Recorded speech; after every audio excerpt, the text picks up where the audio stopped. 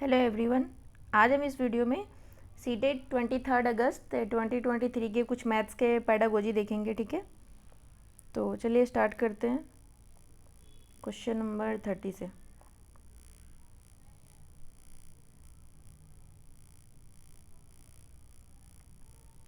इसमें हम सिर्फ पेडागोजी के क्वेश्चन करेंगे। ठीक है,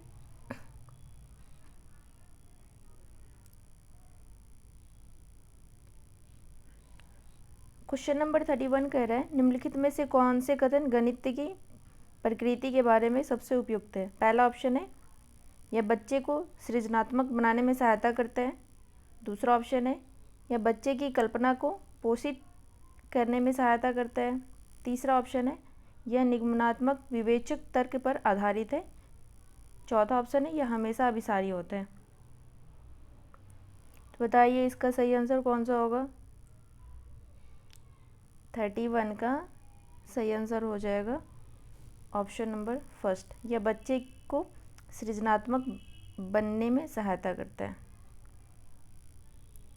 क्वेश्चन नंबर 32 देखते हैं। ये कह रहा है बच्चों में गणितीय अभिरुचि को विकसित करने के लिए एक अध्यापिका निम्नलिखित गतिविधियां अपनी कक्षा में करवाती है। इनमें से वह चुनिए जो उसके उद्देश्य को पूरा करने में प्रभावी नहीं है। यहाँ नहीं पूछ रहा है तो हमें नहीं, जो गलत है वही बताना है। ठीक है, पहला ऑप्शन कह रहा है वह हमेशा उस विद्यार्थी की प्रशंसा करती है जो कक्षा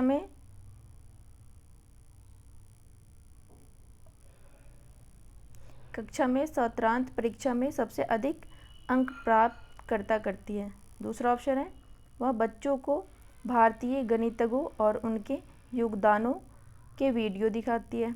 तीसरा ऑप्शन है वह कक्षा में गणितीय पहेलियाँ और जादुई वर्ग हल करने के लिए देती है। चौथा ऑप्शन है उन्होंने अपनी कक्षा में एक गणितीय कोना बनाया है जहाँ पर विद्यार्थी विभिन्न गणितीय गतिविधियाँ कर सकते हैं। तो बताइए 32 का सही आंसर कौन सा हो जाएगा। इसका हो जाएगा ऑप्शन नंबर फर्स्ट। ये हमसे गलत पूछ रहा है और हमें गलत ही बताना है। ये कह रहा है इनमें से वह चुनिए जो उसके उद्देश्य को पूरा करने में प्रभावी नहीं है। नहीं पूछ रहा है और हमें नहीं बताना है, तो इसका सही आंसर हो जाएगा option number first. Question number 33 कह रहा है निम्नलिखित कथनों में से कौन सा सही नहीं है। यहाँ भी नहीं पूछ रहा है और हमें नहीं वाला ही बताना है। पहला ऑप्शन है विद्यार्थियों की त्रुटियाँ उनके सोचने की प्रक्रिया चिंतन के बारे में जानकारी देती है। दूसरा ऑप्शन है गणित में त्रुटियाँ अधिगम का हिस्सा होती है। तीसरा ऑप्शन है गणित में त्रुटियाँ शिक्षकों को उनके पाठ की योजना बनाने में मदद करती है। चौथा ऑप्शन है विद्यार्थियों की त्रुटियों को अनदेखा कर देना चाहिए क्योंकि त्रुटियों की ओर इशारा उनको प्रेरणाहीन करेगा। तो बताइए 33 का सही आंसर कौन सा हो जाएगा। इसका सही आंसर हो जाएगा ऑप्शन नंबर 4। क्वेश्चन नंबर 34 कह रहा है आकलन के बारे में निम्नलिखित में से कौन सा कथन सही नहीं है। यहाँ भी नहीं पूछ रहा है। पहला ऑप्शन है मानक संदर्भित आकलन नैदानिक परीक्षण और उपचारात्मक शिक्षण में उपयोगी है। दूसरा ऑप्शन कह रहा है मानदंड संदर्भित आकलन विद्यार्थियों की अधिगम में निपुणता का मूल्यांकन करना है। तीसरा ऑप्शन है मानदंड संदर्भित आकलन नैदानिक परीक्षण और उपचारात्मक शिक्षण में उपयोगी है। चौथा ऑप्शन कह रहा है मानक संदर्भित आकलन हमें बताता है कि एक विद्यार्थी अपने प्रदर्शन में अन्य विद्यार्थियों की तुलना में कहाँ खड़ी है। बताइए 34 का सही आंसर क्या होगा। इसका सही आंसर हो जाएगा ऑप्शन नंबर फर्स्ट। नहीं पूछ रहा है और हमें नहीं बताना है। क्वेश्चन नंबर 35 कह रहा है गणितीय अधिगम सामग्री है। पहला ऑप्शन है सूत्र के प्रदर्शन में शिक्षकों की मदद करती है। दूसरा ऑप्शन है स्वतः अधिगम में विद्यार्थियों की मदद करती है। तीसरा ऑप्शन है निर्देश देने में शिक्षक की मदद करती है। चौथा ऑप्शन है कक्षा में अधिगम वातावरण का निर्माण करने में मदद करती है। तो बताइए 35 का सही आंसर कौन सा होगा। इसका सही आंसर हो जाएगा बी और डी। तो इसका सही आंसर हो जाएगा ऑप्शन नंबर थर्ड। इसमें बी और डी दोनों है। क्वेश्चन नंबर 36 कह रहा है राष्ट्रीय शिक्षा नीति NEP नेशनल एजुकेशन पॉलिसी 2020 के अनुसार देश भर में विभिन्न विषयों में ओलंपियाड और प्रतियोगिताएं डैश होंगी। पहला है सरल, दूसरा है मजबूत, तीसरा है प्रोत्साहित हतोत्साहित, चौथा है कम। तो बताइए 36 का सही आंसर क्या होगा। इसका सही आंसर हो जाएगा option number second. Question number 37 कह रहा है अधिक कम, लंबा छोटा, दूर समीप, बड़ा छोटा आदि अवधारणाएं हैं। पहला ऑप्शन है तुलना के लिए अस्पष्ट शब्द है, दूसरा ऑप्शन है विलोम शब्द है जो गणित सीखने के लिए आवश्यक नहीं है, तीसरा ऑप्शन है सीधे शब्दों में अंग्रेजी भाषा विशेषण है, चौथा ऑप्शन है महत्वपूर्ण पूर्व संख्या प्री नंबर अवधारणाएं हैं। तो बताइए 37 का सही आंसर क्या होगा। इसका सही आंसर हो जाएगा ऑप्शन नंबर 4, महत्वपूर्ण पूर्व संख्या प्री नंबर अवधारणाएं हैं। क्वेश्चन नंबर 38 कह रहा है राष्ट्रीय पाठ्यचर्या रूपरेखा 2005 according to the national curriculum framework 2005 के अनुसार कक्षाओं के ऊपर किए गए शोध बताते हैं कि लड़कियों को गणित में विशेषज्ञता के योग्य न मानकर उनका काफ़ी व्यवस्थित अवमूल्यन होता है, जबकि वे गणित में अच्छा प्रदर्शन करती है। इसका सबसे उपयुक्त कारण क्या है। पहला ऑप्शन है गणित में लड़कियों का खराब प्रदर्शन उनके गणित के प्रति प्रचलित भय के कारण होता है। दूसरा ऑप्शन है गणित अपनी प्रकृति द्वारा ही पुरुष प्रधान विषय है। तीसरा ऑप्शन है समाज की लिंग संबंधी धारणाएं इस मान्यता की ओर ले जाती है कि लड़के समस्या समाधान की ज़्यादा नवीन कार्यविधियां उपयोग करते हैं और इसलिए उन्हें बेहतर अवधारणात्मक समझ होती है। चौथा ऑप्शन है लड़कों में गणितीय क्षमताएं जन्मजात होती हैं। तो बताइए 38 का सही आंसर क्या होगा। 38 का सही आंसर हो जाएगा ऑप्शन नंबर 3, ठीक है। क्वेश्चन नंबर 39 कह रहा है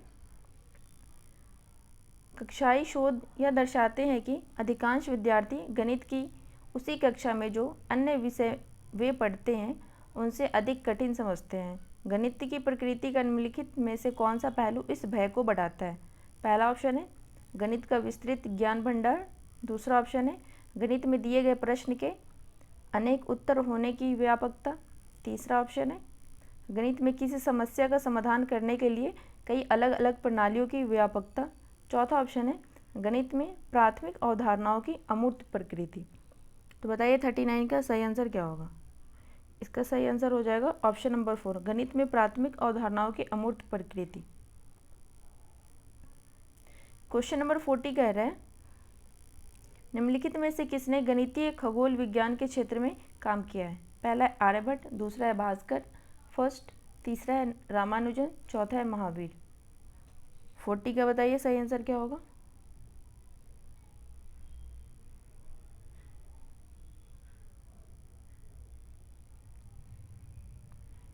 इसका सही आंसर हो जाएगा ऑप्शन नंबर 1।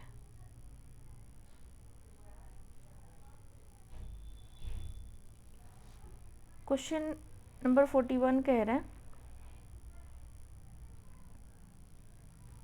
एक सब्जी बेचने वाला पालक 60 रुपये प्रति किलोग्राम बेच रहा था। सोनू ने 350 ग्राम पालक लिया, जिसके लिए सब्जी बेचने वालों ने सोनू से 21 रुपये, 6 रुपये, 6 प्लस 6 प्लस 6 प्लस 3 लिए। सब्जी बेचने वाले द्वारा प्रयोग में लाए गए इस गणितीय कौशल के संबंध में निम्नलिखित में से कौन सा कथन सत्य है। पहला ऑप्शन कह रहा है यह गणितीय कौशल अस्पष्ट है, दूसरा कह रहा है यह कौशल कक्षा में गणितीय प्रश्नों को हल करने के लिए लाभदायक नहीं है, तीसरा ऑप्शन कह रहा है ऐसे कौशल गणितीय प्रश्नों को हल करने के विकल्प तरीकों को विकसित करने में सहायक होती है। सही विकल्प चुनिए। पहला है ए बी, दूसरा है केवल ए, तीसरा है केवल बी, चौथा है केवल सी। तो बताइए 40 क्या आ गया। अभी मैं इसको छोटा कर देती हूँ, आप लोग को दिख जाएगा। 41 का सही आंसर क्या होगा? 41 का सही आंसर हो जाएगा ऑप्शन नंबर 4, केवल सी सही होगा। ठीक है,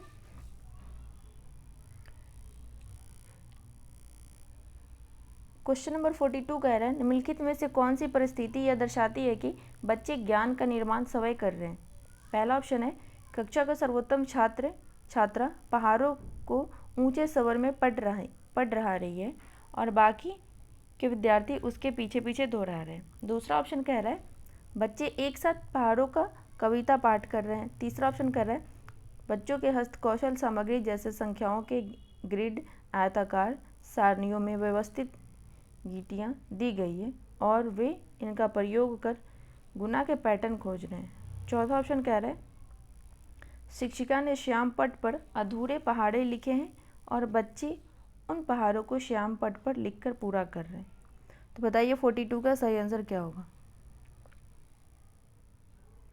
इसका सही आंसर हो जाएगा ऑप्शन नंबर 3। क्वेश्चन नंबर 43 देखते हैं। ये कह रहा है निम्नलिखित में से कौन सा प्राथमिक विद्यालय के विद्यार्थी के बीच 2/3 और 4/6 के बीच तुल्यता की कल्पना करने में मदद करने का सबसे उपयुक्त तरीका है? पहला ऑप्शन है विभाजन भाग का विधि का उपयोग। दूसरा ऑप्शन है लघुत्तम समापवर्तय विधि का उपयोग। तीसरा है भिन्न डिस्क का प्रयोग। चौथा है कैलकुलेटरों का प्रयोग। तो बताइए 43 का सही आंसर क्या होगा? 43 का सही आंसर हो जाएगा ऑप्शन नंबर 3। क्वेश्चन नंबर 44 कह रहा है एक शिक्षिका गणित कक्षा में रोल प्ले भूमिका निर्वाह विधि का उपयोग करती है। उसका उद्देश्य है पहला है बच्चों को व्यस्त रखना, दूसरा है विचारों का बहिर्वेशन, तीसरा है बच्चों का मनोरंजन, चौथा है अनुशासन बनाए रखना। बताइए 44 का सही आंसर क्या होगा? इसका सही आंसर हो जाएगा ऑप्शन नंबर 2। क्वेश्चन नंबर 45 कह रहे हैं संख्या बोध विकसित करने में उपकरण एक महत्वपूर्ण भूमिका निभाती है। निम्नलिखित में से कौन सा उदाहरण है जो विद्यार्थी में उपकरण के कौशल का प्रदर्शन करता है?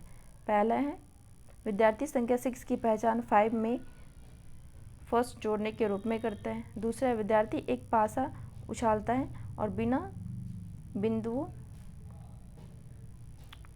डॉट्स को गिनने या बताने में सक्षम है कि यह 4 है। तीसरा ऑप्शन कह रहा है विद्यार्थी 4 की पहचान 5 में से 1 निकालने के रूप में करता है। चौथा ऑप्शन कह रहा है विद्यार्थी संख्या 5 की पहचान 4 के प्रावर्ती के रूप में करते हैं। तो बताइए 45 का सही आंसर क्या होगा? इसका सही आंसर हो जाएगा ऑप्शन नंबर 2।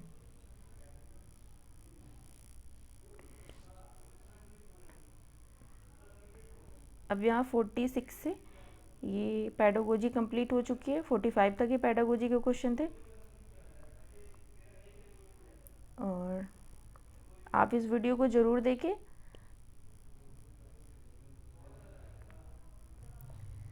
अगर आप सीटेट का पेपर देने जा रहे हैं तो इस वीडियो को जरूर देखें, ये आपके पेपर में बहुत ज़्यादा हेल्प करेगी। और इस चैनल को लाइक शेयर सब्सक्राइब करना ना भूलें। धन्यवाद।